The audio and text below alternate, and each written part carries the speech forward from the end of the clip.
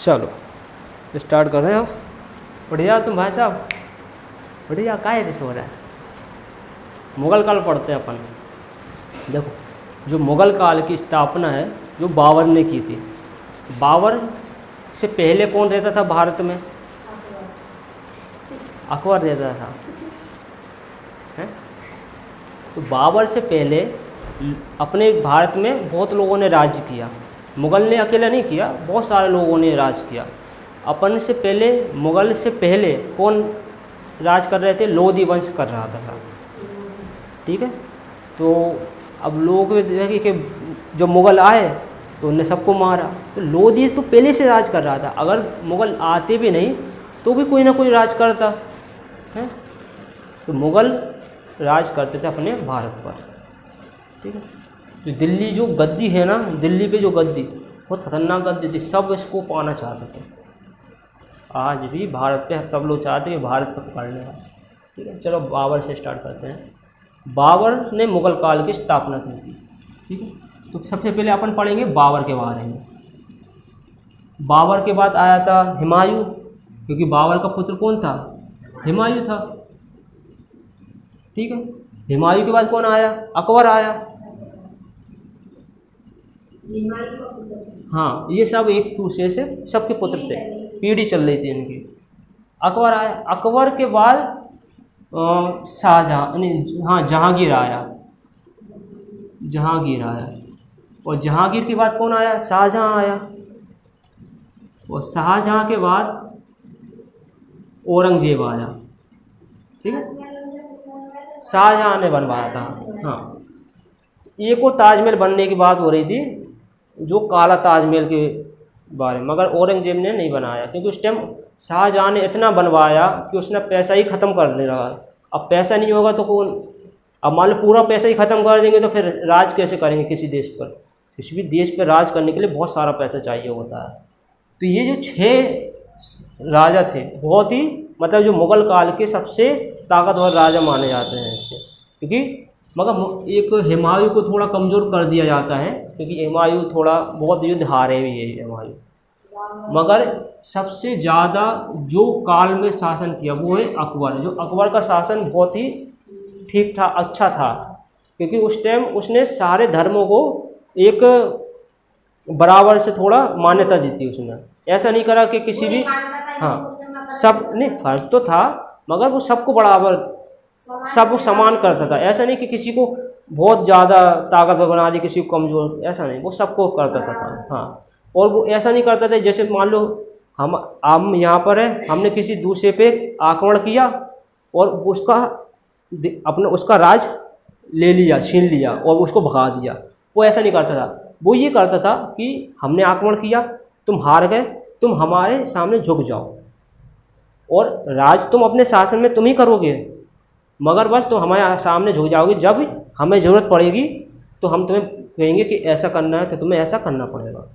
पर ये होता है, इसको कहते हैं उसकी अधीनता स्वीकार कर लेना, उसके सामने झुक जाना। ठीक है, तो इस तरीके से बाबर ने अपना किया। तो उसने थोड़े, अगर किसी को हम मार के उसका शासन छीन ले तो कभी ना कभी जो विरोध करेगा वो सामने वाला, तो हम ऐसे राज कर पाएंगे? कभी नहीं कर पाएंगे। तो ये अकबर की नीति तो थी, थोड़ी अच्छी थी, क्योंकि उसने 9 रत्न बनाए थे। 9 रत्नों में उसने सबको शामिल किया, जो जिसके पास टैलेंट था, जिस चीज़ का भी टैलेंट था, उसने तो हमारे सामने आ जाओ, हमारे 9 रत्नों में शामिल हो जाओ। उसने सबको शामिल करता गया, जिसमें उसमें थे जो संगीत में अच्छा था वो भी आ जाओ, जो चुटकुले अच्छे सुनाता था तुम भी आ जाओ, जो लड़ने में अच्छा है तुम भी आ जाओ, सब जिसमें अच्छा टैलेंट है वो हमारे 9 रत्नों में आ जाओ। तो इस तरीके का काम करता था वो। तो अकबर को ज़्यादा इसलिए तो कहते अकबर महान क्यों कहते हैं, क्योंकि उसकी माना कि वो ज़्यादा पहलवानी बहादुर नहीं था इतना ज़्यादा कि वो लड़ने आ रहा, वो लड़ने नहीं जाता था, वो भेजता था अपने सेनापतियों को भेजता था, समझे? वो लड़ने नहीं जाता था।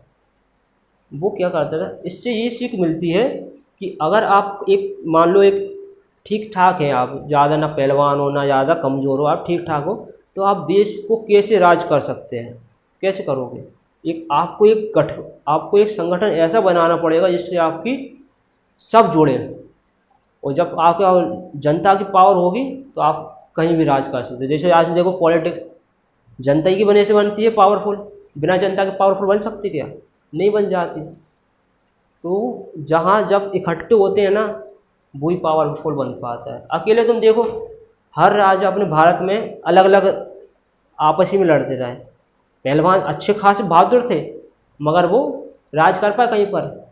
नहीं कर पाए। क्यों? क्योंकि पहलवानी से शासन नहीं करते किया जाता है, बुद्धिमानी से किया जाता है, कैसे सामने वाले को अपनी तरफ करना है। तो इस तरीके से चीज़ें चली जाती हैं।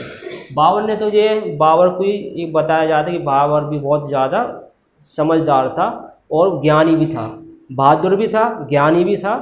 तो इस तरीके से उसने अपने, मगर वो उसकी ज़िंदगी बहुत ही अजीब व गरीब रही है। मतलब अगर मान लो उसने कहीं दूसरे राज्य पर आक्रमण किया तो पहला राज चला जाए उससे, जब वो उसको बचाने के चक्कर में दूसरा राज चला जाए उससे, ऐसे उसका शासन रहा। अगर वो बाबर के बारे में पढ़ेंगे तो अपन चीज़ें पता चलेंगे कैसा उसका शासन रहा। तो जब बाबर से स्टार्ट करते हैं तो बाबर का जो जन्म हुआ था कब हुआ था? बाबर का जन्म हुआ था 14 फरवरी। तो इसको वैलेंटाइन डे से याद कर लो, ठीक है? ठीक है, वैलेंटाइन डे से याद कर लो। बाबर का जन्म वैलेंटाइन डे वाले दिन हुआ था, ठीक है?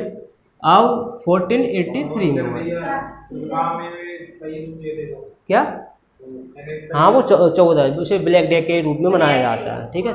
हाँ, पुलवामा अटैक हुआ था, वो उसे ब्लैक डे के रूप में मनाया जाता है, उसी दिन के रूप में।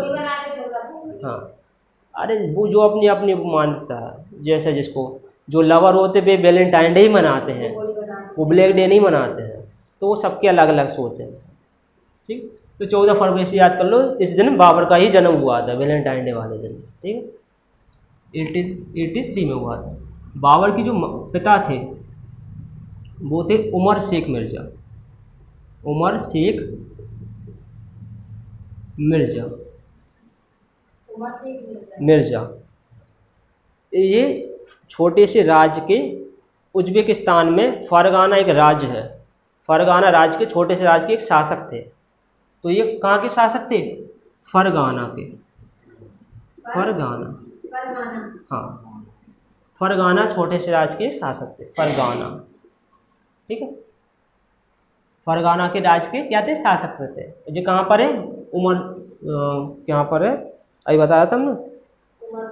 अरे नहीं, क्या बताया था? उज्बेकिस्तान, ठीक है? तो ये यहाँ के थे। अब माता, और ये कौन से वंश के थे? ये तैमूर वंश के थे, तैमूर वंश के थे।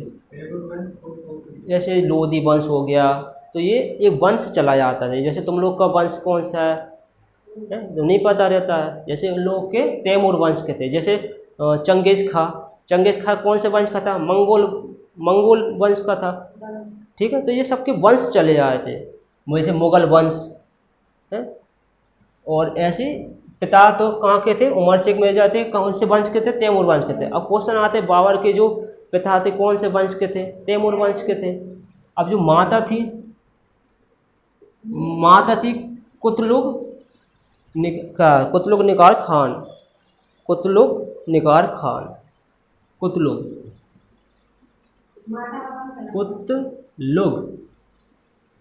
निगार, हाँ।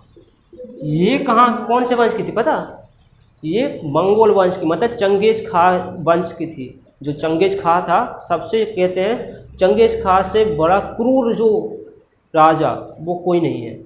सबसे ज़्यादा क्रूर जो राजा था वो चंगेज़ खां था। मतलब मार काट, अगर किसी राज में चले जाए तो पूरे राज को ही मार काट दे, इतना खतरनाक जो था।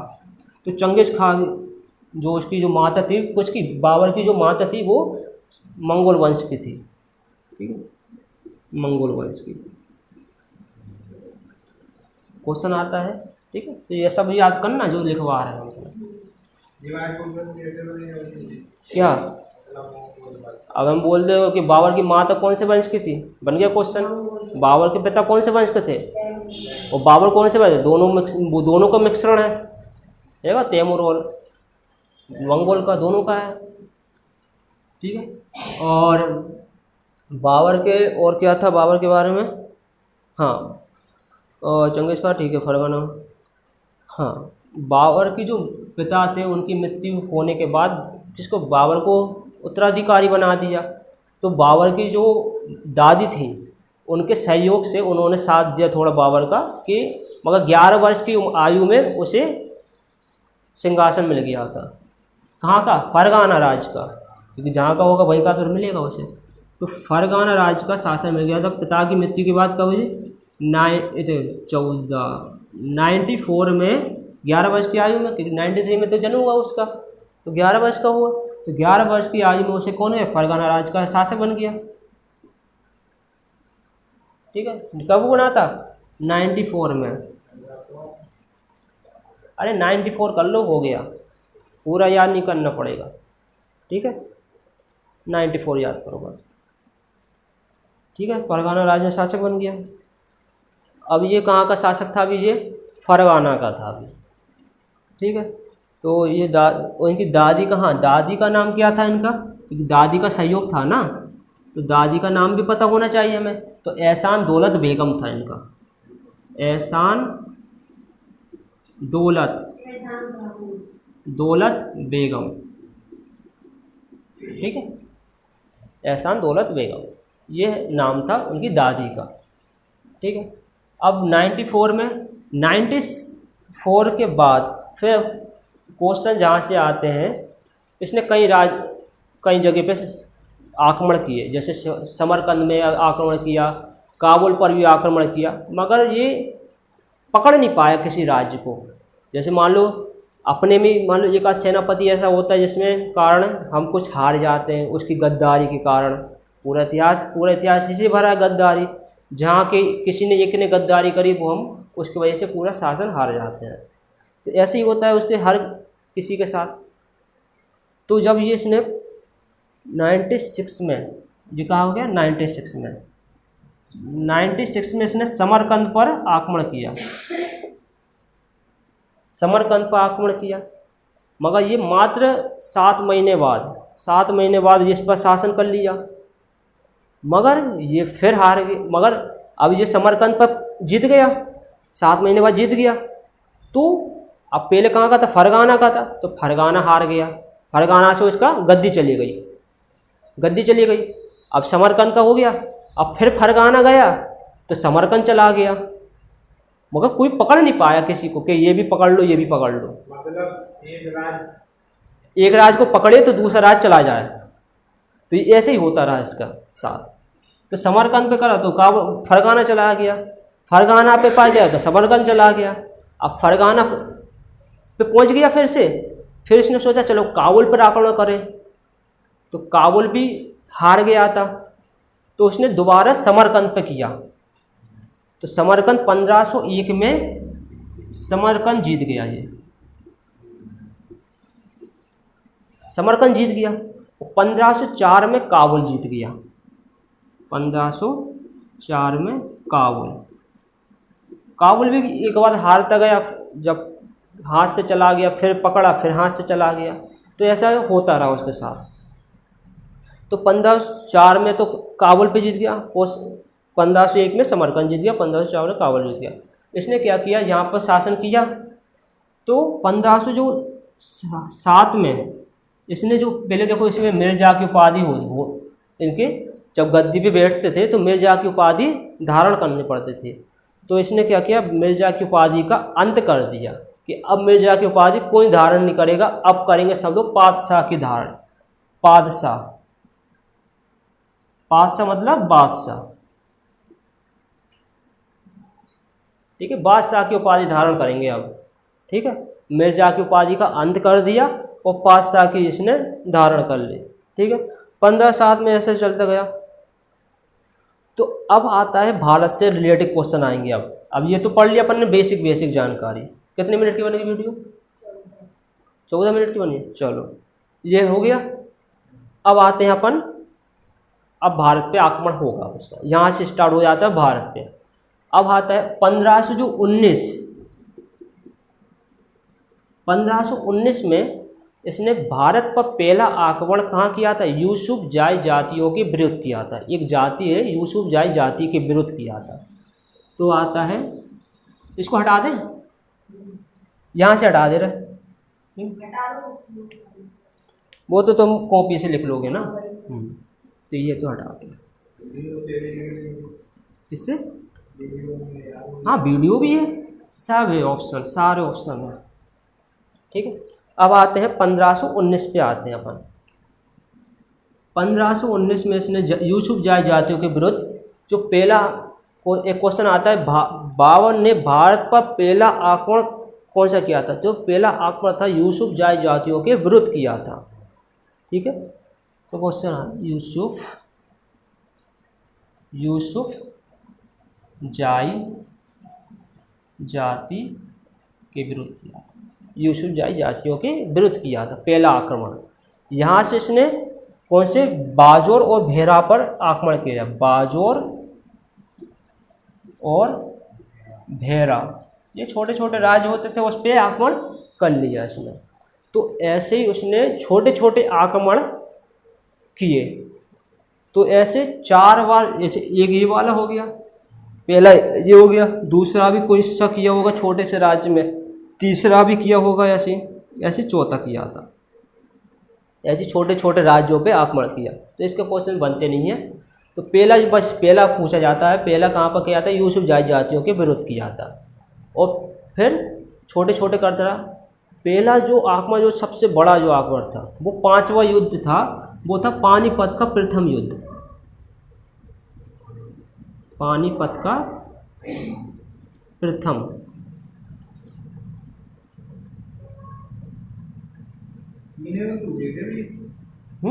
युद्ध तो बहुत किए थे, मगर क्वेश्चन यहाँ से आते कि भारत पर, हाँ वो देखो प्रथम ये क्या है? पानीपत क्या है?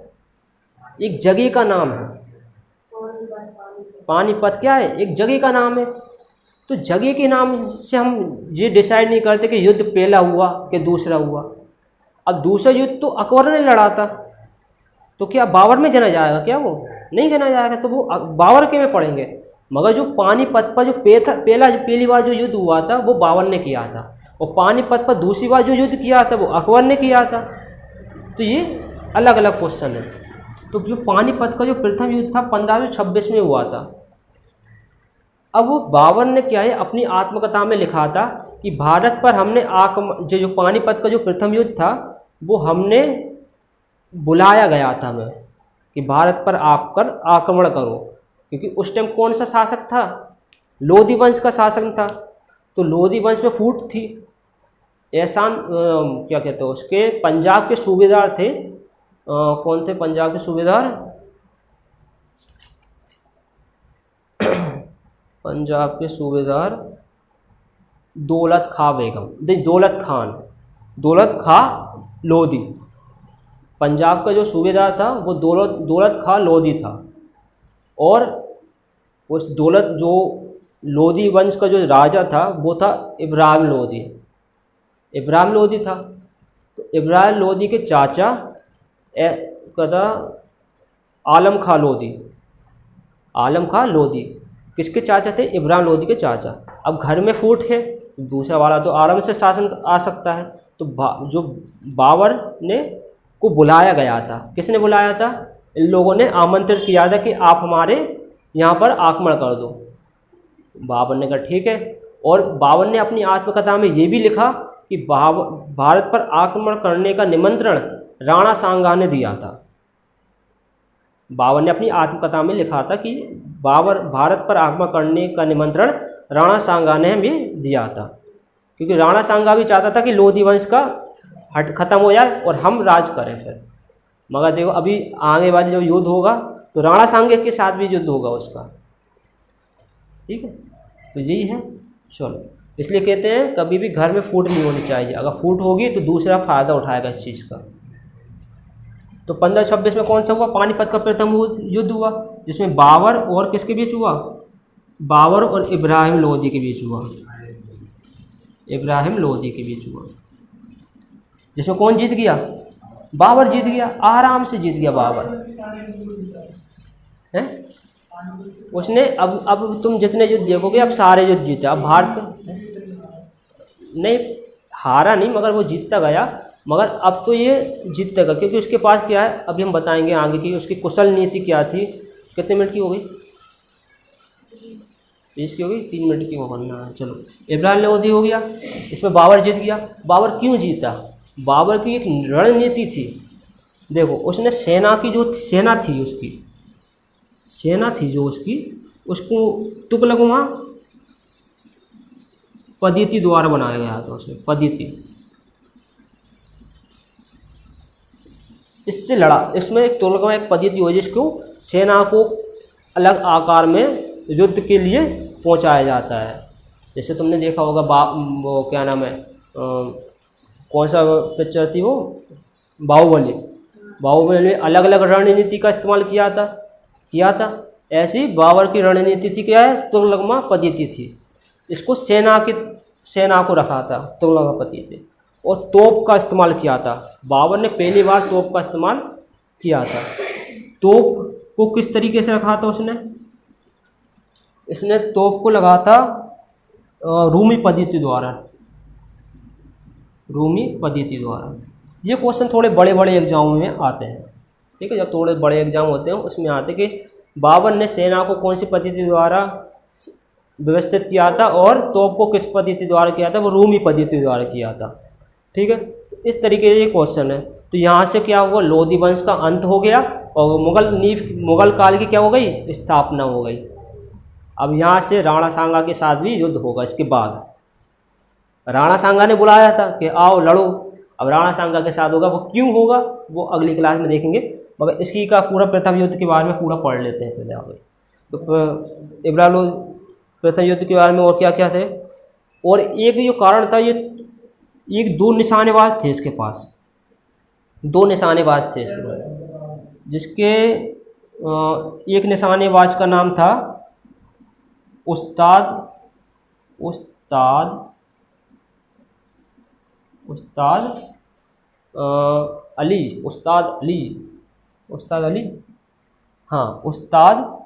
अली और मुस्तफ़ा खां